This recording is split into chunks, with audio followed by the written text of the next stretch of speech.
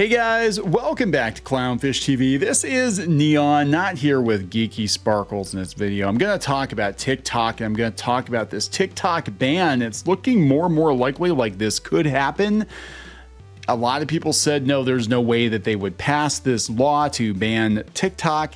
And then people said that, well, some American company is going to swoop in and buy TikTok, but there are all kinds of problems with that. One is ByteDance will not sell the addictive algorithm. That's the biggest one. Apparently, whoever buys them, it can't be like a Google or a Facebook or an Apple. It has to be a smaller company. And I don't know. This might be the end of the line for TikTok. So for those of you who have spent all of your time on TikTok, I'm sorry. I remember when Vine was a thing, and then Vine disappeared too, but Snapchat, remember Snapchat? Is anybody Snapchatting anymore? I don't think anybody's doing that anymore. So these things only last a couple of years usually. YouTube has been kind of the outlier, but let's talk about this. Before we get into it any further, please subscribe for more pop culture news, views, and rants, guys. We do cover tech news as it dovetails with pop culture news, and TikTok is a pretty big deal right now. It's like the biggest social media platform with the Utes, with Gen Z. This comes from the New York Post. They said TikTok admits U.S. ban is inevitable if the court doesn't block the law. So TikTok and Chinese parent ByteDance on Thursday urged a U.S. court to strike down a law they say will ban the popular app on January 19th, saying the U.S. government refused to engage in any serious settlement talks after 2022. Legislation signed in April by President Biden. I want to point that out there for those of you who think that it's Trump. It was Biden. Gives ByteDance until January 19th of next year to divest TikTok's U.S. assets or face a ban on the app used by 170 million Americans. ByteDance says a divestiture is not possible technologically, commercially, or legally. The U.S. Court of Appeals for the District of Columbia will hold arguments on the lawsuit filed by TikTok and ByteDance, along with TikTok users on September 16th. We'll talk about that. TikTok's future in the U.S. may rest on the outcome of the case, which could impact how the government uses its new authority to clamp down on foreign-owned apps. Now, here's where I am torn on it. I think TikTok was designed to be addictive, and I think that there probably is some spying going on with TikTok. That being said, it sets a pretty dangerous precedent, I think, to allow the U.S. government to ban a social media app, because we know where that's going to go. You know, I have no doubt. It's like, oh, we banned TikTok. Okay, well, now we're going to come for Rumble, and now we're going to come for this one and that one, and whoever else we don't like, we're gonna ban. We're going to put, some laws in place. And they're already trying to do something in New York where with social media companies, they're trying to say that, oh, if you've got minors on your platform, you've got to basically nerf the platform and adhere to these guidelines. And that's what's going to happen. They're going to nerf all these social media companies. We have YouTube now. They're going to have community notes like Twitter has, like X has. I'm sure that won't be abused at all. I'm 100% sure that'll be everything will be above board, So I mean, that's what kind of concerns me about this. So the law is a radical departure from this country's tradition of championing an open internet and sets a dangerous precedent by allowing the political branches to target a disfavored speech platform and force it to sell or be shut down. ByteDance and TikTok argue. Driven by worries among U.S. lawmakers that China could access data on Americans or spy on them with the app, unlike Amazon, who never looks at your browsing history when suggesting ads to you or putting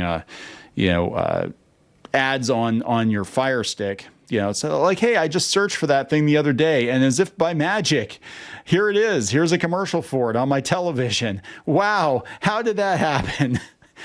The measure was passed overwhelmingly in Congress to ban it just weeks after being introduced. Lawyers for a group of TikTok users who have sued to prevent the app from being banned said the law would violate their free speech rights. And filing on Thursday, they argued it's clear there is no imminent national security risk because the law allows TikTok to continue operating through the rest of the year, including during an election year that the very president who signed the bill says is existential for our democracy. Do you think Gen Z is going to vote for Biden when Biden's the one that passed the law to ban their TikTok? They probably will. I don't know. TikTok says any divestiture or separation, even if technologically possible, would take years. And it argues that the laws run afoul of Americans' free speech rights. Yeah, this one's dicey. I mean, it really is. I think it opens up Pandora's box. I do think that TikTok was designed to be addictive. I do believe that there are forces outside of the U.S. using TikTok to manipulate young Americans, because our TikTok is very different from their TikTok. I'm just saying. It is. And the stuff that they keep showing kids, because it's so addictive and the algorithm is so addictive. So I do think that there is something else going on with TikTok. But that being said, once you open up Pandora's box, now every other platform that the government doesn't like for whatever reason can be banned by the U.S. government. It sounds like something the CCP would do. I'm just saying. I'm just saying. It says the law unfairly singles out TikTok for punitive treatment and ignores many applications with substantial operations in China that collect large amounts of user data. ByteDance recounted lengthy negotiations between the company and the U.S. government, says abruptly ended in August of 2022. I watched the hearing back then, and the CEO of TikTok was like talking to these senators, and they were like total boomers. I mean, they were just like, social media bad, computers are bad. I don't understand what it does, but it's bad. Just like when they were grilling Mark Zuckerberg, and he was just like, have you ever used a computer? God, you people are stupid. So the company made it public. They also made public a redacted version of the 100-plus page draft national security agreement to protect U.S. TikTok data. It says it spent more than $2 billion on the effort. The draft agreement included giving the U.S. government a kill switch to suspend TikTok in the U.S. at the government's sole discretion if the company did not comply with the agreement. It says the U.S. demanded that TikTok's source code be moved out of China. This administration has determined that it prefers to try to shut down TikTok in the U.S. and eliminate a platform of speech for 170 million Americans rather than continue to work on a practical, feasible, and effective solution to protect U.S. users. Wow. So it's weird because Trump was the first one to talk about banning TikTok, and it was Biden who actually wound up signing that. And it seems like they're just going to go ahead with it. So yeah, TikTok's like, we're going to get shut down if you go through with it. Now, this is, there were some creators filing briefs in a legal suit to TikTok ban. This is coming from The Information.